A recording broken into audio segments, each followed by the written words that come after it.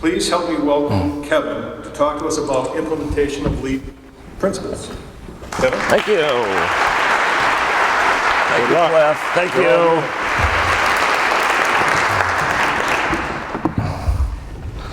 I got more equipment on me right now than. So I'm quite excited about this because we always have to walk in each other's shoes, right? So a guy from a lumber company being introduced in a grand cathedral by a Steinway piano, that's actually never happened to me before.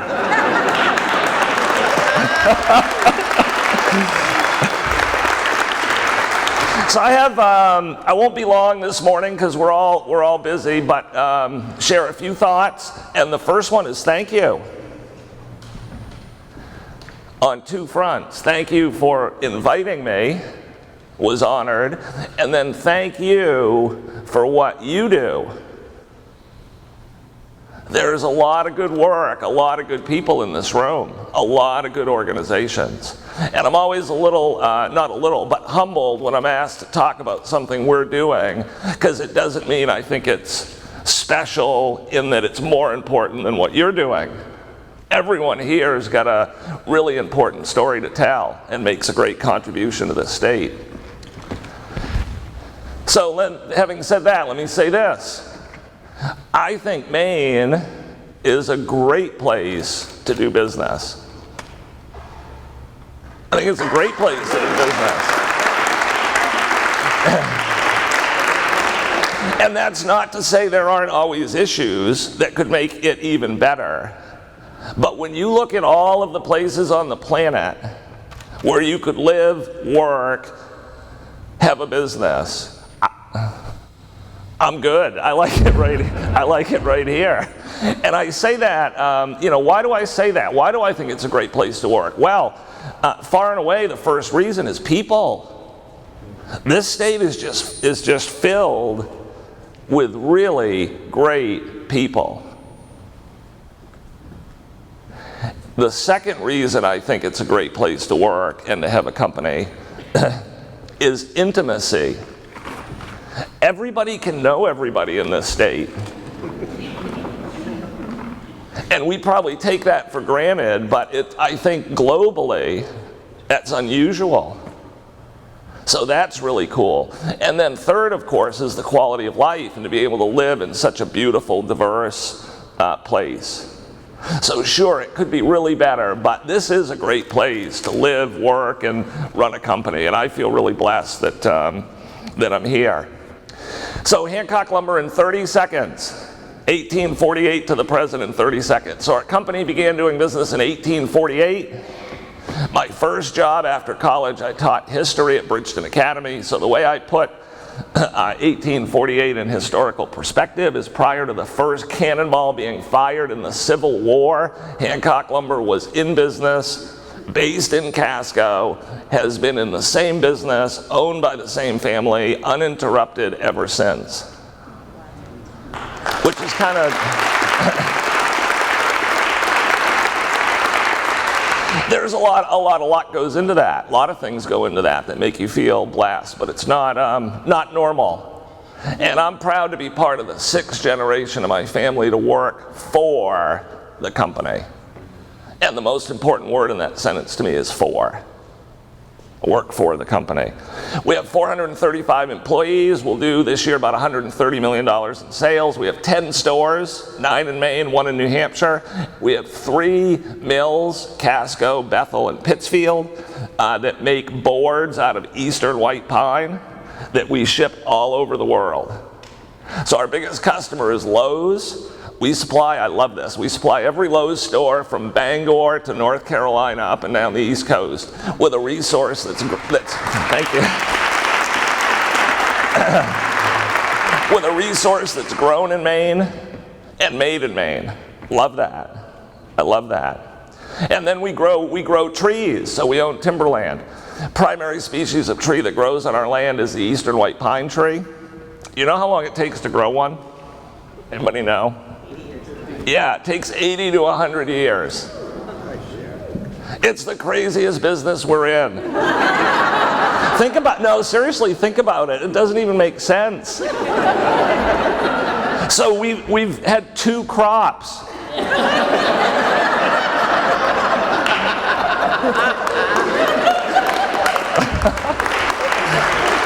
You know, my friend from the other side of the town, I'm so jealous, they grow pumpkins.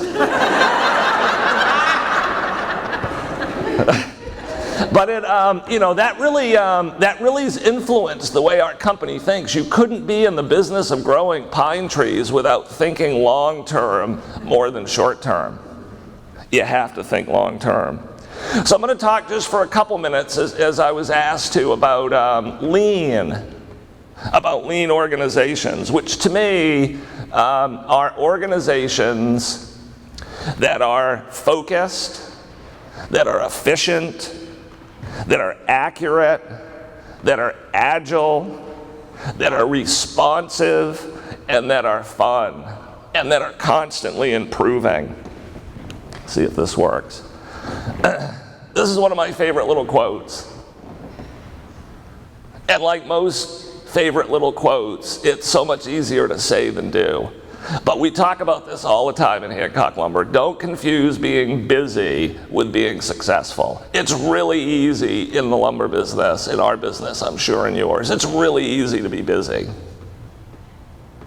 And in fact, one of the ideas I wanted to share today is being busy in a state of rugged individuals where it's almost like the more we suffer, the better we're doing. The earlier we get up, the more lunches we skip, the more work we do at home, right? This is what's happening, not just in Maine, but to all of us in organizations. It's almost like we've got to transcend the notion that that's noble, that that's what's supposed to happen. One of my big motivators in work is to put the work back in its place. Where it's important, really important, we're committed, we're serious, we're gonna work hard, but it's not going to consume us. So we're working on figuring out how people, I love simple goals that everybody would be like, yeah, I'll help with that. So here's our big goal at Hancock Lumber. Putting the people on our team in a position to work less and earn more. How's that sound? Because I think when people talk about lean and process improvement and becoming more efficient, the key concept that I think has to come out for everyone on the team to embrace it is it's not just for the purpose of making more money. It's not just for the purpose of making more widgets. It's for the purpose of making people's lives better. So when an organization, here's my favorite question at Hancock Lumber. I go around, you can come with me someday, it'd be fun. I go around with a blank sheet of paper and sit with people and ask them this question. Say, I don't mean to bother you, but I'm just curious. Does anything ever waste your time? That's the first thing that happens. People chuckle. They're like, oh my word, you have to be kidding. But then when you actually get people, so then I say, well, okay, just humor me for a second. Go, I'll do what you're doing. You go sit down for 5 minutes and make a list of everything that wastes your time. And people can, in 5 minutes, fill a page. Right? And that's really what lean is about, is getting everybody to think about what wastes time and everyone to believe that they can be an important participant in making it different, that it doesn't actually have to always be that way, that it can be different. When you think about waste or inefficiency, when your organization gets behind, or it gets disorganized, or the work gets messed up, or it's late, or it's wrong, how does that make you feel? Good or bad, right? People don't like it. It makes people uncomfortable. It's stressful. Because people want to do a good job. They want things to go well. So when an organization is not lean, who pays the price for that? Well, everybody does. The company does, the employees do, the suppliers do, the customers do, and when you look at it on a macro level, society does. Conversely, when an organization is efficient and things are smooth and easy, who benefits? Everybody does. And it's in that context that lean can become fun, not just about making more widgets or making more money, but about putting the work back in its place. I'll give you 2 quick examples at Hancock Lumber, things we've actually been able to do. This first slide is measuring credits or rework. So contractors call our store, place an order, we deliver the product to the construction site. In 2006, 10% of the time, some part of that work had to come back. Wasn't the right product, not enough product, too much product, incorrectly billed, not on the right PO or job. 10% of the time, there was rework. In 2014, less than, 3.79% of the time there was rework. So we've cut rework by 60%. Nobody, because it's like, this is, questions like lawyers, right? They say never ask a question they don't know the answer to. So you go into a room full of people and say, who enjoys rework? Raise your hand. Nobody does. Nobody does. Here's another example. So this is journey value. So we got looking, when we got looking at data, one of the things that stood out, contractors building a house, we're supplying the materials, how many times are we coming to the job site? So on a typical house, say a new Cape or a Colonial, we were coming to the job site 50 to 70 times. Right. Why? Because the customer asked us to. So we'd convinced ourselves that was in the name of outstanding customer service.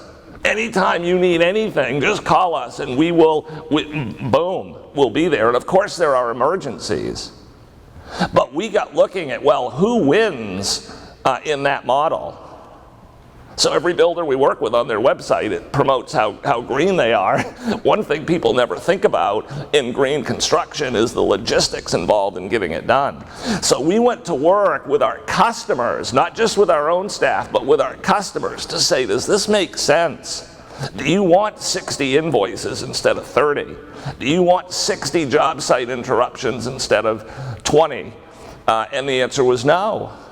So we got them involved. When we finish a project now with one of our builders, they get the information, the efficiency information about supplying their job. How many deliveries it took, how much product was on a truck, how much credits and rework there were. And one thing that we've really learned there is when you get to truly be lean, you've got to get the whole system involved. The vendor, your partners have to be involved, your customers have to be involved, and the results of this to us have been stunning. So we're shipping on our trucks about $64 million a year in sales right now.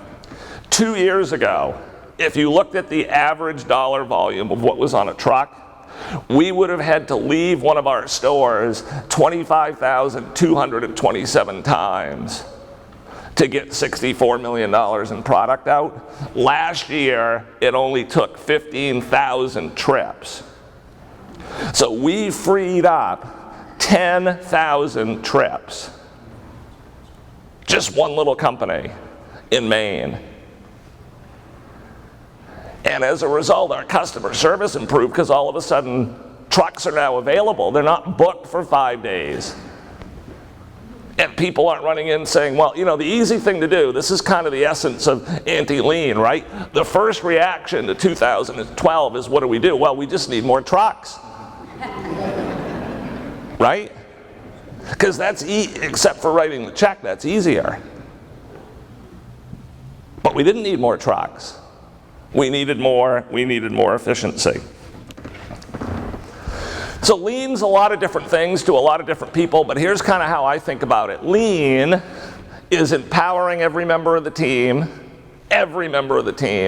to eliminate waste wherever they see it, to focus on the customer in a continuous improvement mode. And my big point is the last line there. Not just for the benefit of the mothership or the company, but for your own benefit, for the benefit of everybody. And we've done, so last year for the first time, I think this is the first time a forest products company in Maine was ever selected as a best place to work. You know that best place to work? There are 49,000 companies in Maine. 70 were selected as a best place to work. And last year, for the first time, Hancock Lumber was one of them, and we were the only forest products company on the list. So these are guys and girls working in sawmills, working in lumber yards, and the way the best place to work system works is it's 100% based on how the people who work at the company feel about the company. It's not like Kevin Hancock writing an essay about why he loves Hancock Lumber. Everybody in the company takes a third-party survey, and they describe what it's like to work there. And only when the group is highly, highly engaged by their own definition can you become a best place to work. Now, I don't know if you can read this, and if you email me at khancock@hancocklumber.com on any subject, I'll follow up, but I can send you this. We've learned from those surveys that if members of the team will strongly agree with these 7 sentences, they are highly engaged, they're committed. I enjoy my coworkers and feel supported by my team. We have fun at work. I feel my work is valued and appreciated. Recognition is a daily event. I'm encouraged to learn, grow, and develop new skills. A strong culture of communication exists within my organization and across the team. My ideas on improving our company are sought out and valued. I'm proud of the products and services our company provides, and I would definitely recommend employment at Hancock Lumber to a friend. And I love the, not because I said it, but I just like what it represents, the quote at the bottom. Our employees don't work for Hancock Lumber. They are Hancock Lumber. People come up to me, right, and they'll come up to the boss and say, you know, they'll grab me and say, the company should do this. The company should do that. And I often play along, I always play along with that. I'm like, that's a great idea. Love that idea. I've got a couple minutes. Come with me. Let's go tell the company. I'll follow after you. After you. So I think, and I'll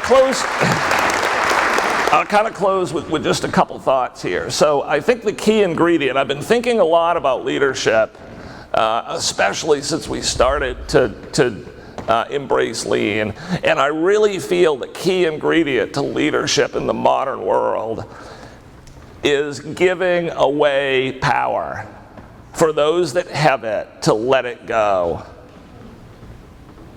It's restraint.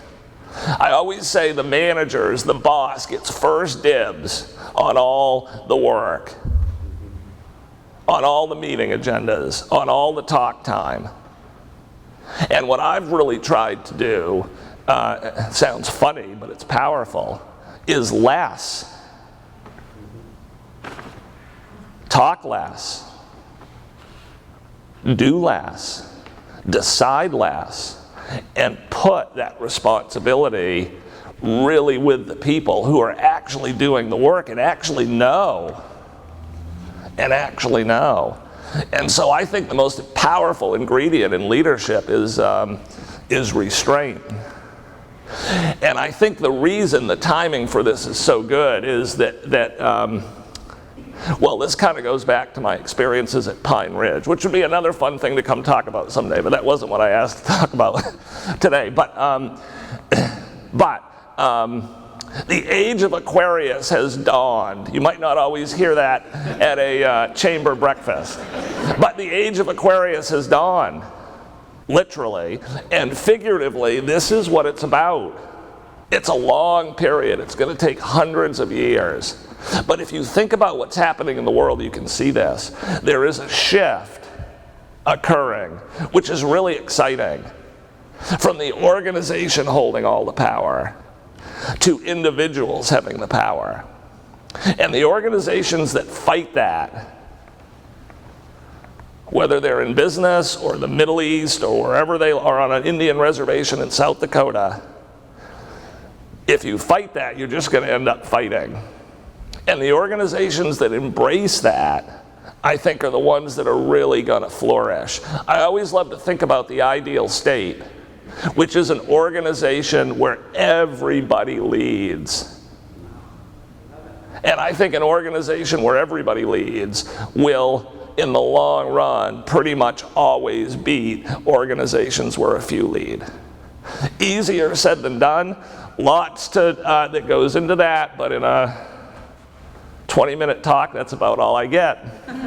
So I'll end where I started. Thank you. It's really an honor to be invited.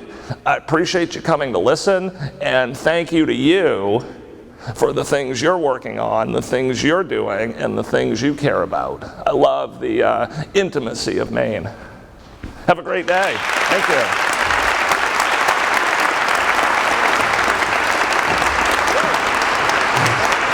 Thank you.